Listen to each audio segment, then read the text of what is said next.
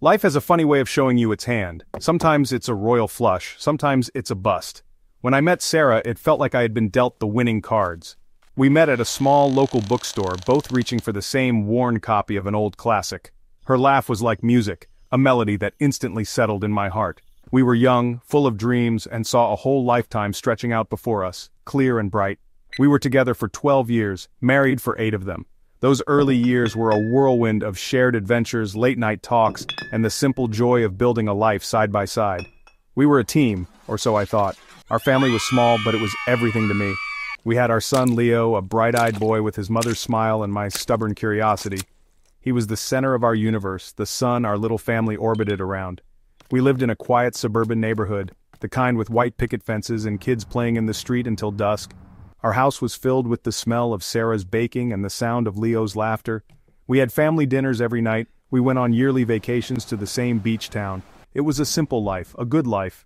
It was the life I had always wanted, a life I thought was built on a foundation of solid rock. Looking back, it all seems like a scene from an old movie.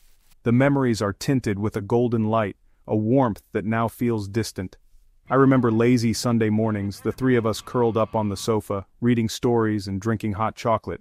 I remember the pride in Sarah's eyes at Leo's school plays, a look I thought was reserved for our shared happiness. We were more than just husband and wife, we were best friends. We navigated the ups and downs of life together, from job changes to the passing of my father. We held each other up. That's what you do for family. You create a safe harbor from the storms of the world. But harbors can have hidden dangers beneath the calm surface. Foundations can have cracks you don't see until the whole structure starts to tremble. I was so caught up in the beautiful picture we had painted that I never thought to look for the flaws in the canvas. I believed in the story we were writing, every single word of it. I believed in us. I believed in the permanence of our love and the sanctity of our home.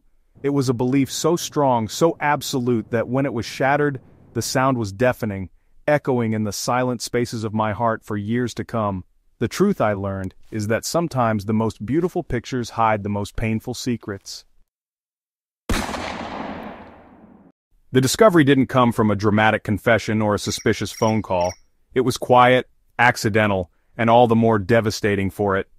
I was cleaning out an old desk, a piece of furniture we'd had since we first moved in together. Tucked away in the back of a drawer beneath a stack of old letters and forgotten papers was a small, leather-bound journal. It was Sarah's. I recognized her handwriting on the first page. Curiosity got the better of me. I thought it would be filled with old memories, a sweet look back at our shared past. But as I turned the pages, the words began to blur, and a cold dread washed over me. The journal told a story from a time before Leo was born, during a rough patch we went through early in our marriage. It detailed an affair. Not a fleeting mistake, but a relationship that had lasted for several months. The words on the page were a confession of a life I never knew she had lived, a secret she had carried in her heart while I held her in my arms. Every sentence was a blow, dismantling the world I had so carefully built. The man's name was there, the places they met were there, the feelings she had were there. It was all there, in black and white, a testament to a betrayal I never imagined possible. My first reaction was a profound, hollow silence. The air in the room grew thick and I felt like I couldn't breathe. It wasn't anger, not at first. It was a deep, soul-crushing shock. The woman I had shared my life with, the mother of my child, was suddenly a stranger. I sat there for what felt like hours, the journal heavy in my lap, rereading the same passages over and over, hoping the words would somehow change.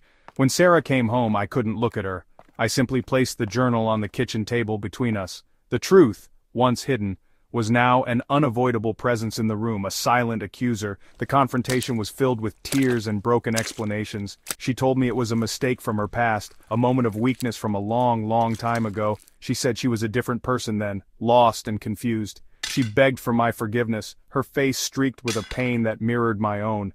But all I could see were the images her words had painted in my mind. All I could feel was the sting of a decade-old lie. How many times had she looked at me, smiled at me, and held this secret inside? The trust that had been the bedrock of our marriage had crumbled into dust in a single afternoon. In the days that followed, our home felt like a foreign land. The silence was heavy, punctuated only by Leo's innocent questions about why Mommy and Daddy were so sad. I had a choice to make, a fork in the road of my life. One path led to leaving, to ending our story, right then and there. The other path was forgiveness. I looked at our son, at the life we had built, at the 12 years of shared history that weren't all a lie. I thought about the good times, the laughter, the support, the love that had been real. Was all of that worth throwing away because of a mistake made by a younger, different version of the woman I married? I chose to forgive. I made that choice for our son because I wanted him to grow up with both his parents under one roof. I made it for the memory of the good years, hoping we could find our way back to that place. And I made it because, deep down, I still loved her, or at least I loved the woman I thought she was. I told myself that people make mistakes. We are all flawed. Forgiveness, I reasoned, is the ultimate act of love. It's about accepting the imperfections in others and choosing to love them anyway. I wanted to be the kind of man who could do that. I wanted to believe that our love was strong enough to heal this wound. We tried to move on. We went to counseling. We talked for hours, dredging up the past in an attempt to understand it and put it to rest. Sarah was patient, answering every painful question I had. She showed immense remorse, and I believed her regret was genuine. On the surface, life slowly returned to a semblance of normalcy. We had family dinners again, we helped Leo with his homework, we went to the park on weekends, we were performing the play of a happy family, hoping that if we acted the parts long enough, they would become our reality once more. We were trying, both of us, with everything we had. But forgiveness is a heavy cloak to wear. It doesn't magically erase the memory of the wound. It's a conscious decision you have to make every single day. You wake up and you choose to forgive. You see your partner smile, and you choose to forgive. You hear a certain song on the radio, and you choose to forgive. It was exhausting. I was trying to rebuild our foundation on ground that still felt shaky. I wanted to trust her again, I truly did.